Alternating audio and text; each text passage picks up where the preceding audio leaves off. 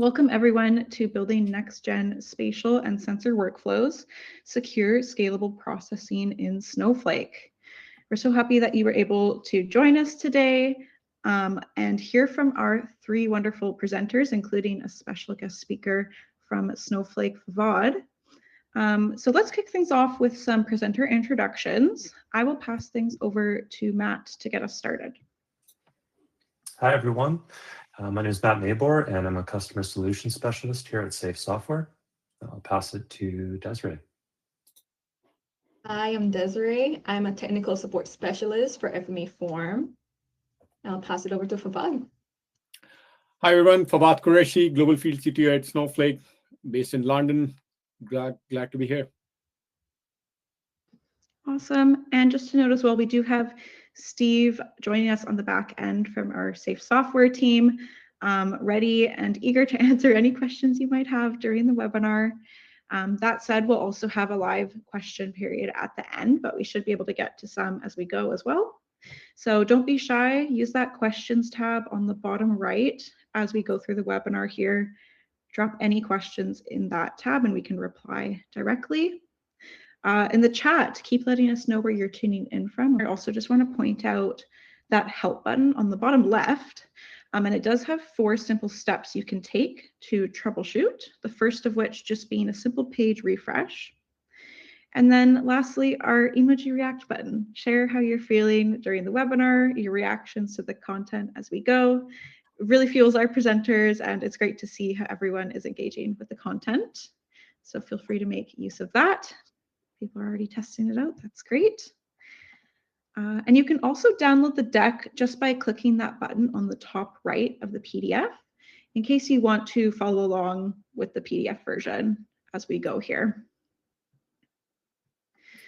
All right, so at this point, I will prompt our presenters if we can turn off webcams just to save on some bandwidth here for the remainder. And I will take us through a quick overview of our agenda today. So to kick us off, Desiree is going to lead us with our introduction to today's topic and the importance of it to all of you. Favad is then going to give us an overview of what is Snowflake AI Data Cloud. And then from there, Matt is going to dive into FME remote engines in Snowflake, followed by a deeper dive into how you can make this vision come to life by running FME workflows inside of Snowflake.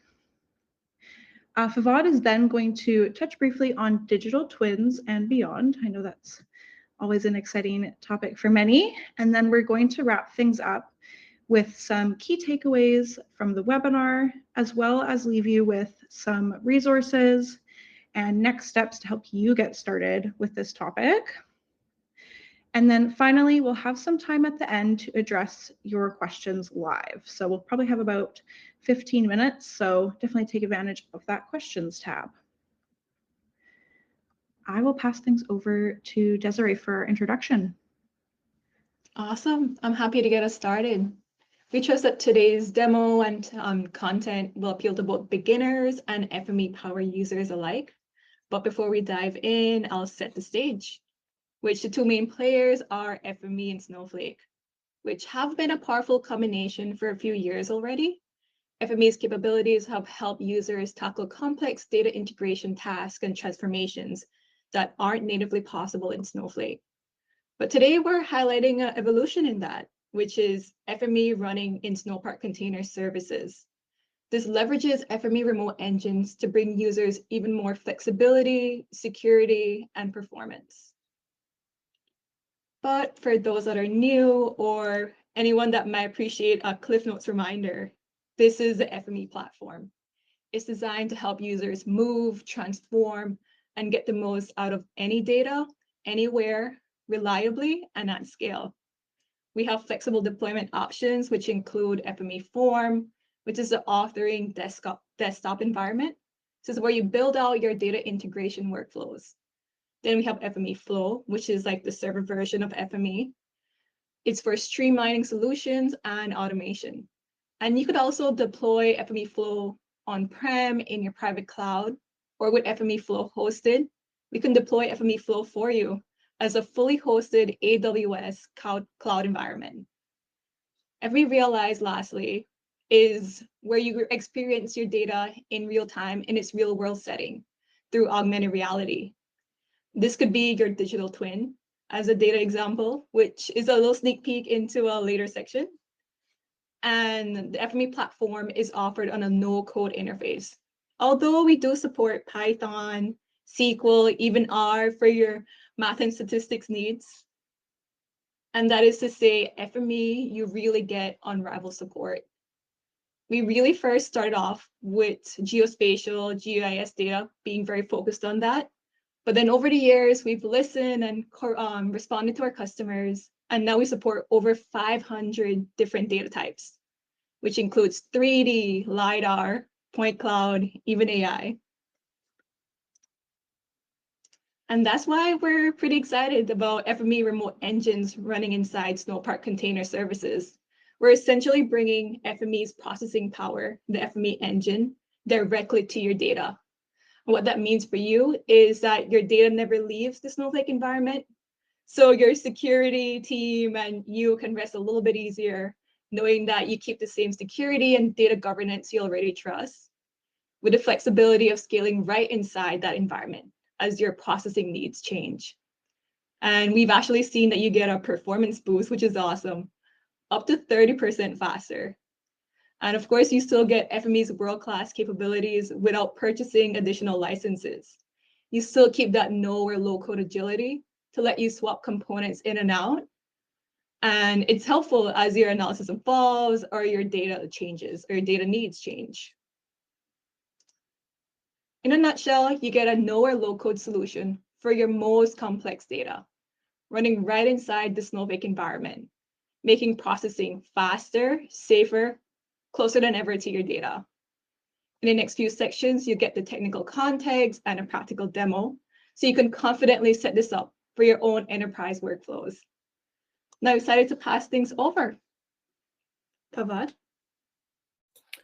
Thank you, Desiree. So let's talk about what is the Snowflake AI Data Cloud. But before I get in there, I'll add a little bit of a trivia for a lot of the geospatial geeks in the room. Did you know that the GPS technology was a classified technology until 1983? For the much of its early part, until from 60s until the 1983, it was run in a classified environment, and it was offline by design.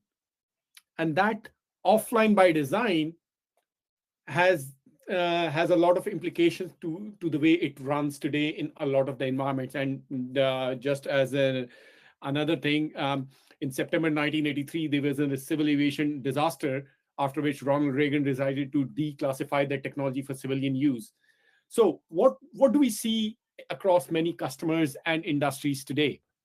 I always say that when we are talking to customers, every industry has an enterprise data team. Every customer, every industry has an enterprise GIS team, and they hate each other. They don't talk to each other. They've got their own strengths and weaknesses. The systems don't connect, and they've got their own, little silos out in the system. We've got the data systems running different types of workloads, GIS systems running different types of systems. So what's happening is, I'll give you some examples. At the beginning of COVID, I was working with a telco and a government department to build a COVID contact tracing system. And the model was running perfectly. There was a lot of valuable insights. But the DBA came to me and said, Fawad, if your query takes more than 3% CPU, I'll kill the query. So, that's how DBAs are. So, they don't care about the business value. They say, okay, I have this business report due to be delivered at 9 a.m. tomorrow morning.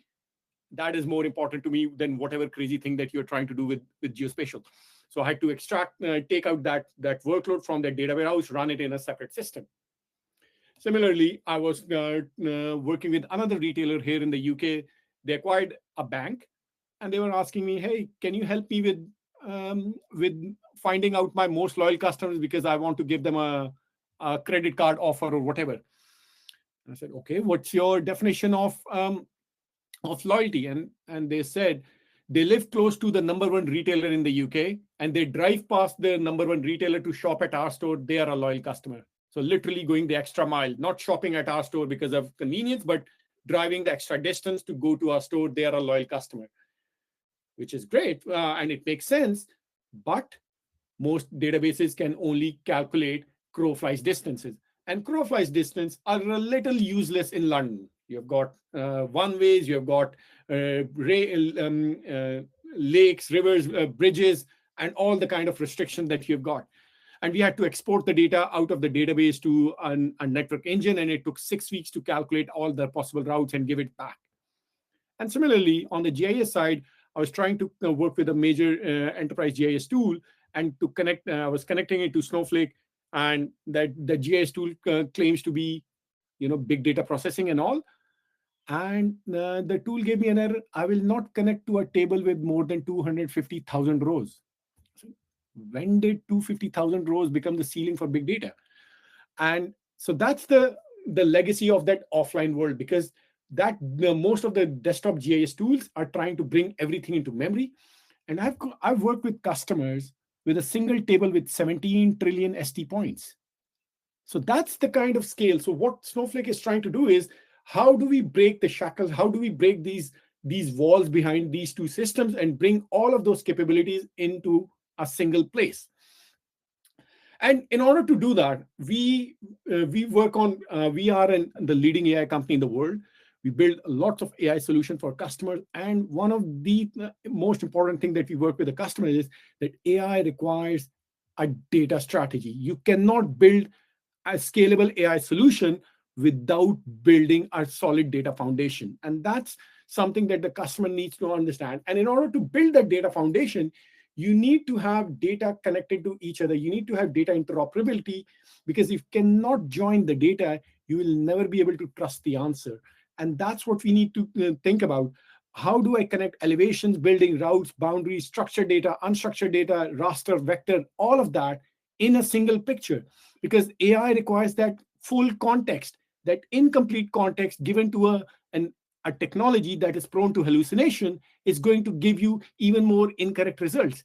So it is absolutely important that we build that in a coherent, singular form, in a single environment, rather than, LiDAR is stored in system 1, satellite imagery is stored in system 2, and vector is stored in system 3, and then I've got the rest of the CRM and business data in system 4. Okay, how do these 4 systems talk to each other? Well, they don't. So let's now change that. And that's how what we are trying to do with Snowflake, by bringing all of those capabilities in a single platform, allowing customers to run AI, ML, application, data warehouse, all in a singular environment without any kind of resource constraints, in a consumption-based pricing model. So geospatial is part of the data warehouse workload. And with geospatial, what do you get with Snowflake? You get the standard native functions on the 2 data types, geography, geometry, with spatial grids, absolute fast, blazing fast search and geo joins between lots of billions of rows or tables, H3 support, and other spatial indexes. We've got a marketplace through which you can exchange and get access to external 250 plus geospatial data sets in the marketplace. And then lastly, and definitely not the least, which is called Snowpark Container Services, which allows you to build advanced native applications such as routing, complex processing. And this is the place where we are going to be hosting the FME containers to give you the flexibility of, instead of moving the data outside of the platform, application comes to the data and the entire ecosystem remains in place. And the whole beauty of the Snowflake architecture is always the application comes to the data. So whenever you are running AI on any type of data in Snowflake, your data remains private, your metadata remains private, your prompts remain private, and your models remain private. And we are able to build this in a very comprehensive way. And we ensure that your data will not be used to train somebody else's model. And by building those models on the data, we build different kind of chat interfaces. We have got customers who are using natural language to map processing, give question in English, and it generates a map. And the other way around as well. I'm being provided a complex map. I don't know what's happening. So I ask the LLM, hey, what's happening inside the map? So it takes a screenshot of the map, sends it to the model, and it said, oh, looks like you're doing walkability analysis of the town with this.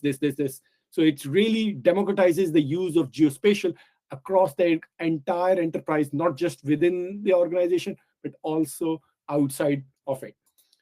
So with that, I'll hand it over to Matt to take us through on how does this remote engine operate in the Snowflake ecosystem. Great, thanks, Fawad. Yeah, let's talk about how we can augment Snowflake and the solution Fawad just went over even further by having FME remote engines right inside of it. So FME's existing remote engine services, which have existed for a couple of years now, but now they're hosted right inside of Snowpark Container Services. So you're less limited by your Flow server specs. You can take advantage of Snowflake's compute and storage for processing, as Fawad was mentioning. You do need an existing FME Flow core server to publish your workspaces from and to provide that orchestration, whether it be scheduling or however the workspaces are triggered. Now, Steve McCabe, who's helping with our QA today, you might have seen him in the chat. He did a lot of work to help make remote engines in Snowflake a reality. And there's a very thorough article linked at the bottom of this slide, and also in our resources at the end, that gets into the real nitty-gritty details of how to set everything up, which we won't get into in the webinar today, of course, for time, but we'll touch on some of the high-level points. So FME remote engines are installed from Snowflake's Marketplace. When you click the Get button, shown in the screenshot here, you'll have the option of either a free trial, which will give you the latest version or very close to it. You can also request the full product. That's the option on the bottom right there. This lets you request the version matching your FME Flow core installation, as long as it's 25.1 or later, since 25.1 is the inaugural version of this. And then Safe will, through that full product request, Safe will review it and add a private listing to your Snowflake account with that version. And that version won't change until you decide to deploy a new version when you upgrade your main FME Flow installation. So just looking at the high-level architecture, if you're new to FME Flow, that's our server product that Desiree talked about in the intro. FME Form is the authoring product where you publish your workspaces up to Flow to automate them. And you can host Flow on your own servers, or we can host it for you, as Desiree mentioned. So from FME Flow, you send jobs from the FME Flow core installation there on the left. You send jobs to the remote engines in Snowflake. That's pictured on the right side of the diagram. And the FME Flow core accesses those remote engine services in Snowflake using a service account with key pair authentication. And our article linked on that earlier slide walks through how to set all that up. FME remote engines in Snowflake are a lightweight version of FME Flow hosted inside of Snowflake's container services. So the remote engines web UI is actually accessed through a Snowflake URL, you can see on this slide. And they're very locked down by default, so you can control what data the remote engine service can access in Snowflake using grants and what can come in from the outside by defining network rules for egress.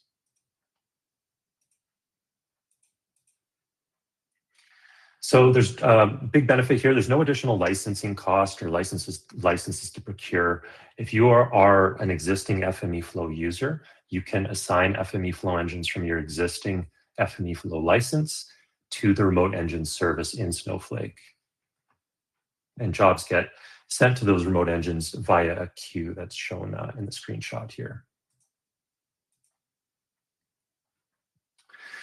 So when you run a job, from your FME Flow core installation, shown over on the left side of this diagram, the workspace and its dependencies, so those might be things like web connections or files, all get uploaded from that FME Flow core installation to the remote engine service in Snowflake where the job will run and its log will reside. There is caching involved here, so if a dependency like the workspace has already been uploaded and it hasn't changed, it won't be uploaded again. And let's jump into some demos here. So let's look at realizing this vision and running FME workflows inside of Snowflake's Snowpark Container Services. So the first demo we're going to look at is a little bit more straightforward. As Fawad mentioned earlier, Snowflake can contain massive amounts of data that would be difficult for us to store in one place. And so we want to add some data into Snowflake. We want to add some feature layers from ArcGIS Online into that lakehouse. So the data we add from ArcGIS Online can be joined in Snowflake. So in my example, within Snowflake already, I have multiple air quality readings from thousands of different sensors. And I want to analyze them using some polygons that are sitting in ArcGIS Online right now. So this data was provided by the Washington State's Geospatial Open Data Portal. And Elizabeth, if you wanted to just queue up the demo recording here and I'll talk us through it. Great. So here we are in ArcGIS Online. I've got some folders with some different polygon layers. The one I'm going to use specifically is that county boundaries. So these are county boundaries in Washington State. But I'm going to load all of these polygon layers. So jumping into Snowflake, Catalog, Apps. Here I can see I've set up my Snowflake Remote Engine service. And if I click on it, there's the Snowflake Computing URL. So we are inside of Snowpark's Container Services right now looking at FME Flow. So I'm going to log in. And you'll see if you're an FME Flow user, this is a much more lightweight experience. It's still the web UI, but it's really just looking at jobs and resources. So now if I jump over to my FME Flow core server that I'm hosting outside of Snowflake, I'm going to go to my engine management remote engines. And here is the connection I've established to those remote engines in Snowflake. I've got 4 engines from my license assigned to it, and jobs are going to be sent there from this Snowpark queue that I've set up.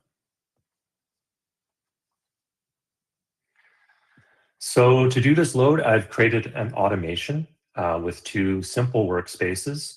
This is going to run on schedule daily, and the first workspace is just going to list out the feature layers from those folders in ArcGIS Online. It's going to send each feature layer to a second workspace, or the name of it anyways. And then that second workspace is actually going to load the features into Snowflake. This lets me spread it across multiple engines to do the load faster. So here's the second workspace that does the loading. Very simple. Feature reader. It's going to take in each feature layer name.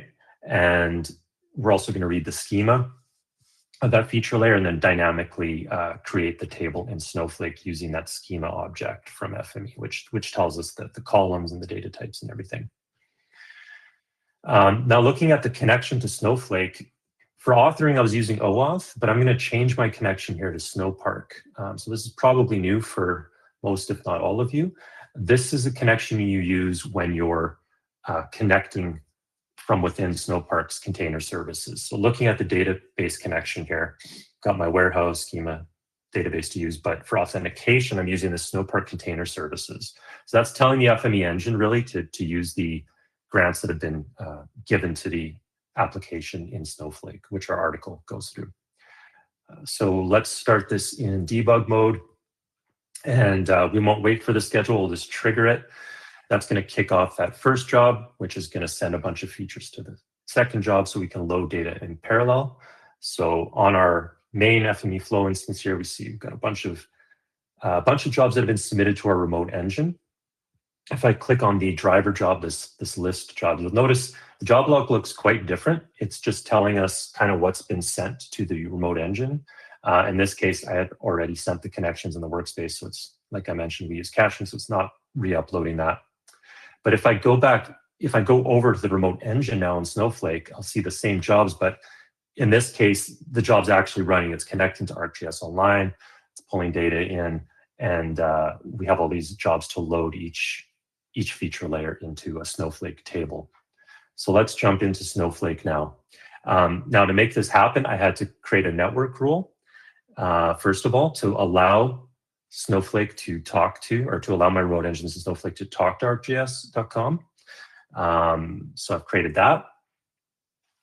And if I query the tables in the schema, I'll see there's a bunch of tables that start with WA, Washington, so a bunch of different polygon layers, and their features have been brought into Snowflake. And now I can write a query in Snowflake to join to my air quality readings. And here I'm going to use that county boundaries polygon to look at what's the median air quality for each county. So I've got tons of air quality readings, and I'm joining it now to my data in Snowflake.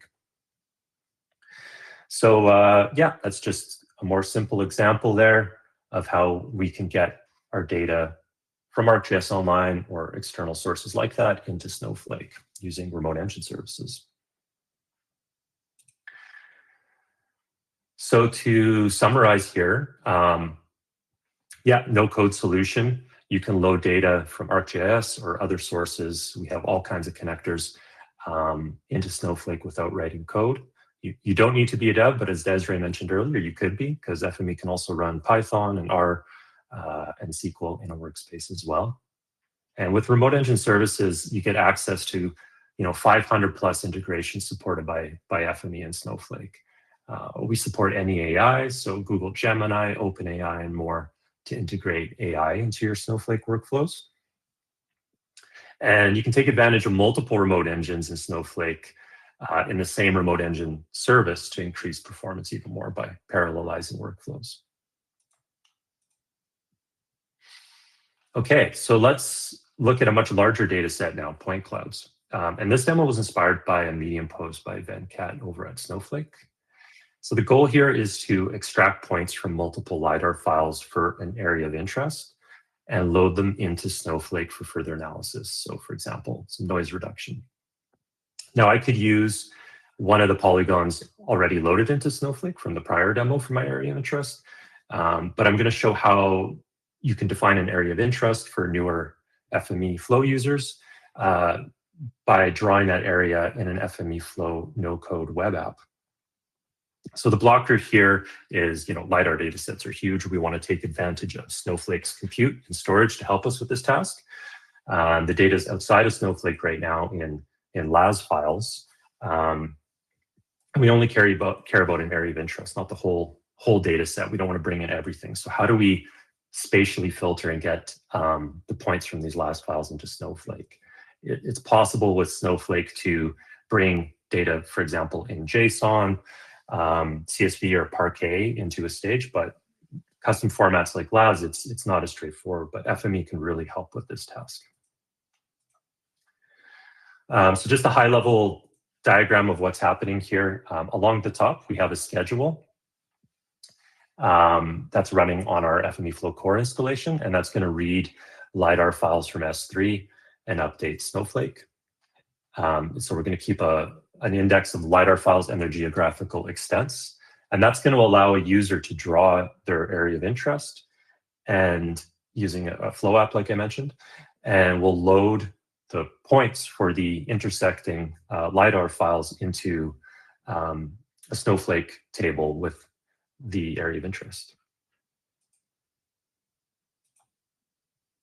And data for this demo was provided by the US Geological Survey. And Elizabeth, if you wanted to kick that off for us, that would be great. Thank you. Okay, so the first workspace we'll look at, this is maintaining that LiDAR catalog I mentioned. So we're going to read in a listing of LiDAR files from an S3 bucket. We're going to use our temp path name creator to create some temp storage and download those files because we want to read each LiDAR file in and extract some properties from it, like the number of points, which we're going to store in our Snowflake table. We also want to create a bounding box for each LiDAR file so we know the extents that it covers.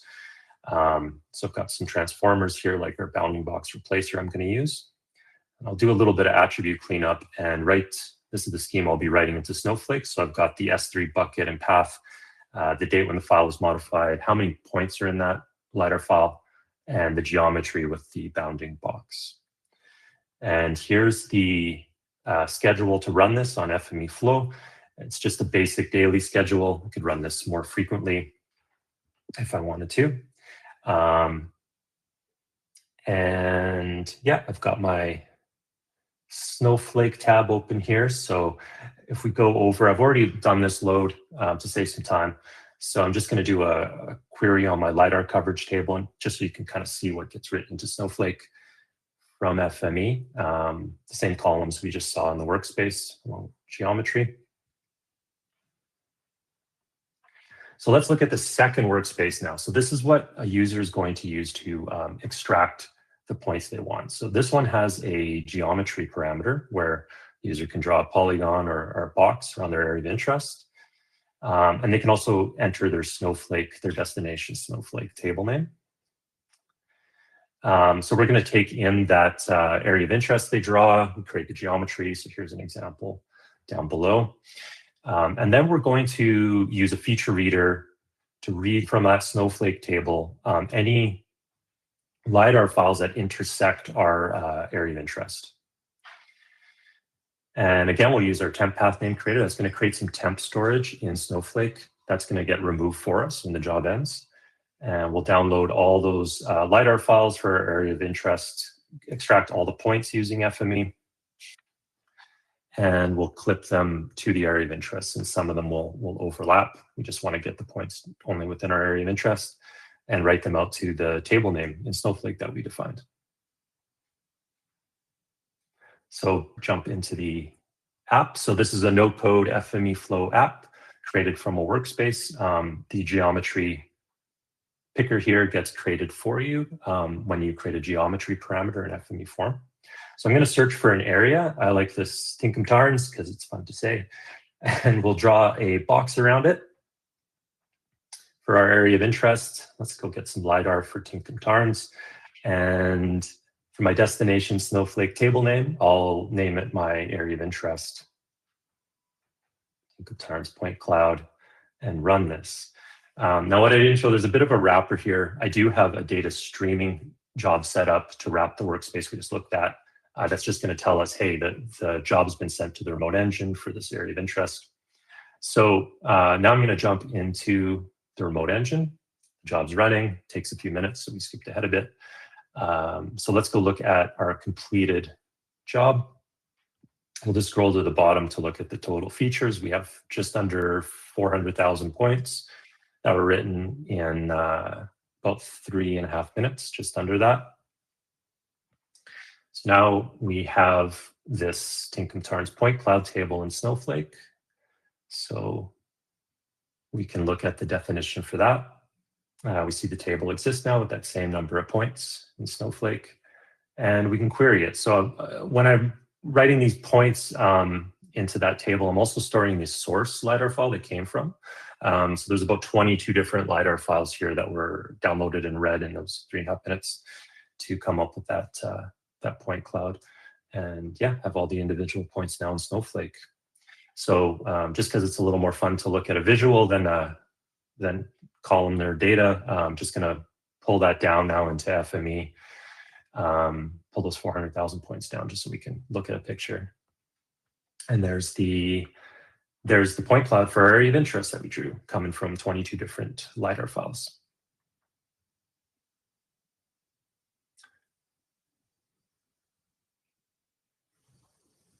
Okay.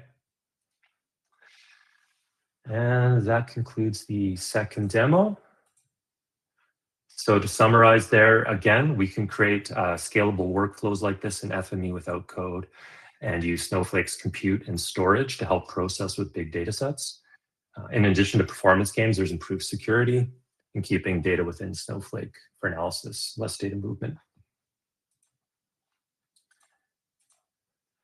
So just some performance observations here. This is not a scientific apples to apples comparison, but I just wanted to give an idea of the improvements I experienced with my Flow core installation, which is a Windows server on EC2. Those are the specs. And many customers are running FME Flow on Windows VMs. So I think it's relevant. Our testing team and their more thorough testing found about 30% on average performance improvements when running Snowflake jobs on the remote engines of Snowflake versus standard engines. In my case, I actually saw slightly better than that with my Windows VM, or compared to my Windows VM, I should say. I saw about 40% performance improvement when loading those 300 polygons. And then in the second demo, loading those 400,000 points from 22 LiDAR files, that took just under 3.5 minutes total, as we saw. When I tried to run that on my Windows VM, each file was taking about 3 minutes, and the process actually took like almost an hour. So I saw a huge performance improvement for that one, about 90% faster. And this was just using an extra small Snowflake warehouse. Okay, I'm going to pass it back to Fawad now to talk a bit more about 3D data and digital twins and beyond. All right, and thank you, Matt. That was really fascinating on the art of the possible on when you combine all of this data together. So one of the discussions that I've been having with several of my customers, both in the public sector and as well as the commercial sector, is how can we build a digital twin of our environment? How we want to run scenario modeling and beyond on our system. So the thing that I talk to my customers is effectively a digital twin is just a representation of your data, right? So you need to have a digital asset repository, and then you need to have an environment where you can run simulation models and then do some rendering of this what if scenarios. So in order to build that digital asset repository, you need to bring together all of that operational data, different kind of business data, efficiency, simulation. It could require different engineering systems, manufacturing, production, design, construction, all of that. And that could include the AutoCAD files, the BIM models, and LiDAR imagery, all of those different kind of multidimensional arrays, net CDS, and whatnot. So what Snowflake will help you in processing all of that data at scale in parallel, and FME would be running on top, allowing you to build those workflows without doing custom coding. So you would be able to build that asset repository, and then using the Snowflake AI capabilities, once those objects are connected together, you can expose it to Snowflake Intelligence, which is our agentic AI solution, and ask natural language question, really democratizing the use of these capabilities. So you can give it access to such data to even non-technical, non-GIS type of users as well. So effectively, on a workflow level, you will be ingesting those different types of data sets from core, network, external data, building hierarchies, data quality, building heuristic rules, and then all the AI ML development could be done inside Snowflake, and then you can do different kind of simulation modeling in Snowflake as well. So FME would play a huge part in bringing together all of the data, building that foundation, and then you would be using all the downstream processing through AI to serve it to various users.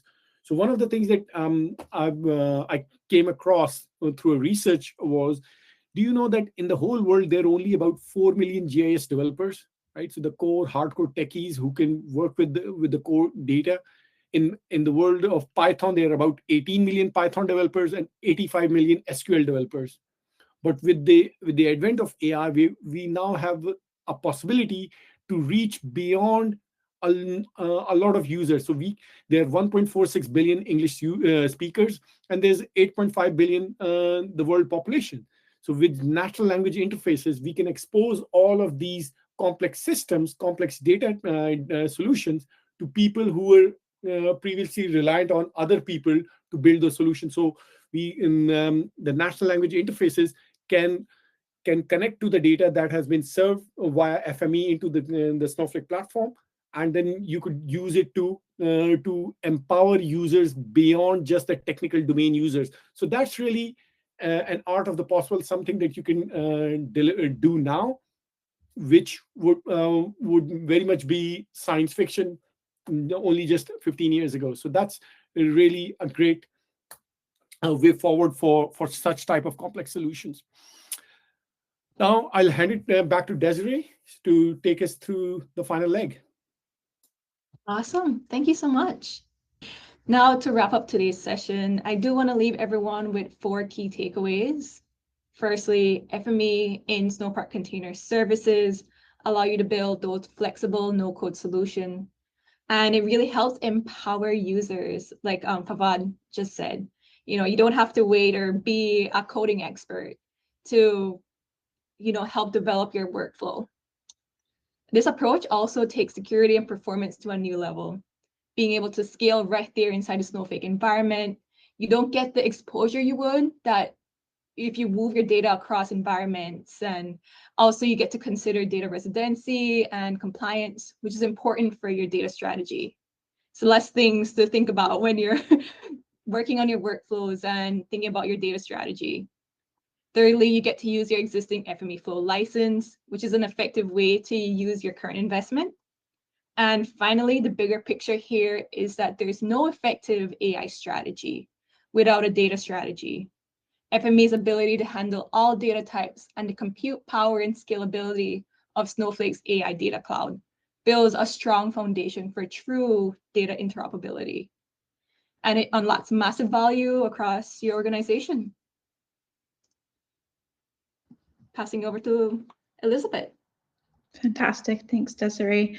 I just wanted to take a moment to extend a huge thank you to Fawad as our guest speaker today and the Snowflake team for their time in preparing this webinar and presenting to us as part of our co-hosts today for today's content. We do have Fawad's email on the screen here if you have any follow-up questions for him in particular. I know he has the QR code there as well to his LinkedIn if you're interested to get connected. But yeah, this is also a good time to remind everyone that we will have our Q&A period in just a few minutes. So if you had any questions from today's webinar content, please still get those into the questions tab, and we'll have some time dedicated at the end here, almost 15 minutes. So we'll have a good chunk there to discuss your questions. All right, but in the meantime, I'm just going to take us through some quick wrap up. If you're newer to SAFE, note that we work with over 25,000 organizations worldwide, over 200,000 users across the globe, working with over 140 service partners. We've also been in the data integration game for over 30 years now. I feel like I almost need to update this to almost 35 at this point since this graphic was created. As well, FME is the only all data any AI platform. So all data velocities, locations, types, and any AI technology that you may work with, FME does it all. In terms of resources on today's topic to help you get started, I'm going to in particular promote a link as a notification to the FME Remote Engines Service trial. I know that one will be of particular importance to highlight here. So feel free, there's an easy link there on the bottom left you'll see, as well as these other fantastic resources, like as Matt mentioned earlier, we have that article at the top here listed. And I don't want to spam the chat with all 5 of these links, but you're more than welcome to download the deck with that button on the top right. And then you can actually toggle through these links yourself as you wish to do so after today's webinar. At SAFE, we love our free resources. We have our FME Academy, which is home to free instructor-led training. We also have some fantastic webinars coming up this February and into March already posted, so definitely check those out, safe.com/webinars. Next steps to take here today. If you are newer to FME, we do have an onboarding guide. So I have a QR code there. Sometimes it's difficult to know where exactly to get started using a new software, a new platform. So we do have an onboarding guide there put together for you to help you get set up for success. Also, our accelerator course is a great place to learn the basics. It's 90 minutes and completely free of charge. All right, if you're a member of our FME community, we have a community badge code that you can redeem as a thank you for joining us today. I'll also just drop that code in the chat here. And if you haven't heard of our FME community before, maybe you're newer to it, I encourage you to use it. It's a great tool to network with other users and get answers to your questions. Lots of FME experts that hang out over in our community as well. All right, with that, I will encourage our presenters if they want to join me back on the stage here with their webcams. I'll invite Steve as well if he'd like to join us on stage again, and we can take a look through the questions tab together. Thanks, Steve, it looks like you had some really thorough answers to a lot of questions already, so that's fantastic. Yeah. There was fewer questions, so it gave me a bit of space to answer them more thoroughly. So yeah, great job, everyone. I think, well, yeah, let's answer that last one that just came in, Elizabeth, live. You wanna? Good. Yeah. So, okay. How does the pricing work for Snowflake? Do customers need to pay for both Snowflake and underlying cloud provider, or is it all funneled through Snowflake? That's a good question. Snowflake pricing is based on a pure consumption-based pricing. So we have a concept called the Snowflake credit, which is basically a vCPU running for an hour. So a single instance of 8 vCPUs running for 1 hour is 1 credit. And you buy those credits through Snowflake, and it is all in. So you don't pay the underlying cloud provider. It is everything that you get is through Snowflake. So basically you buy those credits, and then there is a charge for the storage, which is just the pass through from S3. So whatever the S3 storage price is, about $210 per terabyte per year, you get the same storage price, and then on top of that, you buy the Snowflake credits, which are purely on a consumption-based pricing model. Great. Yeah, and I think from that one, Elizabeth, I probably would I would just reiterate something Matt said about licensing for on the FME side. If you have an FME flow environment, basically you'll have engines licensed there, and those engines can be instructed to run in your Snowpark remote engine service. So there will be no additional costs there. We would just recommend you would have at least 2 engines, so you could have one remain running on premise and the other one running in the remote engine service. I did share an article in the chat there for just remote engines in general, because they do run on other environments as well. And okay, I think so. We're good with that one. And then maybe, yeah, there was an interesting question, Fuad, about what differentiates Snowflake from Azure, Google Cloud, and AWS. And my initial answer was just, those are cloud providers, and Snowflake can run on each and one of those. And where Snowflake kind of differentiates itself is really about the data analytics, data storage, and even data sharing for that matter, but also the vast enrichment of partners that you guys have in your environment. You have so many partners that come in and can enrich your data that you store in your Snowflake environments. So that's how I answered that. I don't know if you want to add anything to that. Absolutely. That's a good way of framing that. But the 3 cloud providers also have their own database solutions. But the way we work out is for a number of our customers, we want to be that connected ecosystem across all the 3 clouds. We want to provide the same consistent experience. So if you are using one of the AWS database solution, then the same database solution from AWS is not available in Azure. So we have global customers who want to deploy consistent across any cloud. They want to have business continuity, disaster recovery across multiple clouds, and data sharing and all of that. So one of the best differentiation of Snowflake is that if you want to share hundreds of terabytes of data with different Snowflake accounts, you can do it with through data sharing, and that is done automatically without creating copies of the data. So that collaboration creates a lot of new capabilities. Our entire Snowflake Marketplace is based on that sharing concept. So yeah, that's those are some of the features. And then on top of that, we have proven time and time again that our database solution is a lot more performant, a lot more scalable, a lot more diverse than each of the database solution that is provided by the hyperscaler themselves. Great, thanks for that. All right, I think Matt, this might come back to you. I've done a little bit of this, but have you done any work with stages in Snowflake? Now, I've definitely done some stuff with the external stages, especially with S3 buckets, and that's what your demo today showed some of that effort as well. I believe you had some stages involved there, but you can answer that. And then have you done any work with internal stages? It's been a few years since I've messed around with internal stages, but should be no problem working with them. Yeah, I haven't, and I didn't use them in the demo here because I was kind of bringing data in and just using our temp path creator to create the temp storage and let it get cleaned up by the engine after it ran. Yeah, so I can't really answer too much about stages. In fact, for the external, I wasn't using an external stage either.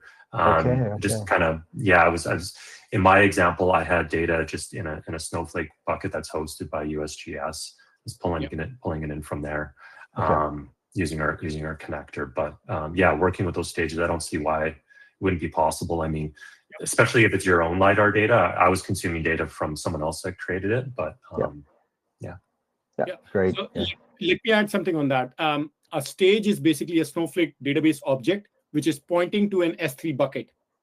So if the stage is managed by Snowflake, then it is called internal stage. If the bucket is within the Snowflake ecosystem, that's an internal stage. If the bucket is outside of the Snowflake ecosystem, it's an external stage. So in Matt's example, because he was connecting directly to USGS, so he was basically connecting to an external object. So the pointer, so the database object remains the same. Yep. So from a code perspective, code remains the same, consistent. It's about who is managing the security and governance and whatnot. And in fact, I'm going to add a link here. There is what we call as a quick start, a developer guide, which shows you how when you are processing. So this is an example of processing. If you put satellite imagery in there and you want to run Python code on top of that, how can you loop through a bunch of different imagery files in there? So and to Matt's earlier point, it does not really matter whether the stage is internal or external, because under the hood, both internal and external stage are nothing but an S3 bucket. Great. Oh, that's awesome. So I don't know if we want any other questions. Anybody's got any questions they want to throw in now? Is a great time. So there was an additional question around.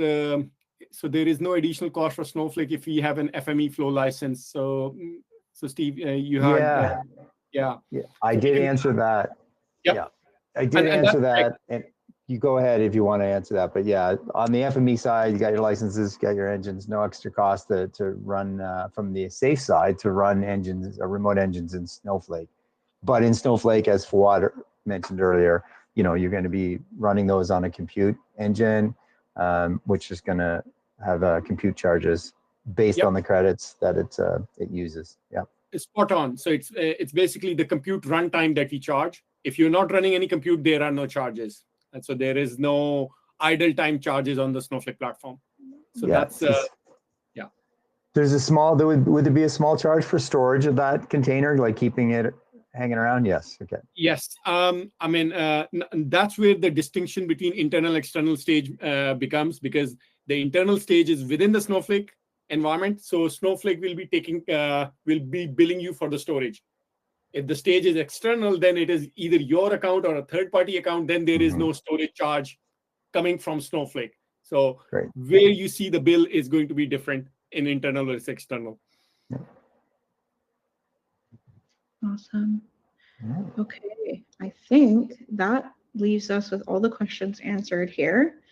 But as Steve noted, if you do have one that comes to mind, now's still a great time. We will keep things running to the top of the hour here, so feel free to drop anything else in there. But in the meantime, I just want to extend a big thank you for everyone joining us today, whether it's your morning or your evening or your afternoon. Really appreciate all your time, and as well the time of all of our speakers. Thank you for taking the time to prepare today's content, and Steve as well for your role in that. We really appreciate if anyone has a moment to fill out our webinar survey. It helps us improve our program by hearing from you. So just a couple of mandatory multiple choice questions there. It's really simple. Awesome. Thanks everyone, and we hope you have a great rest of your day ahead. Bye for now. Have a good day. Thank you. Thank you for being here.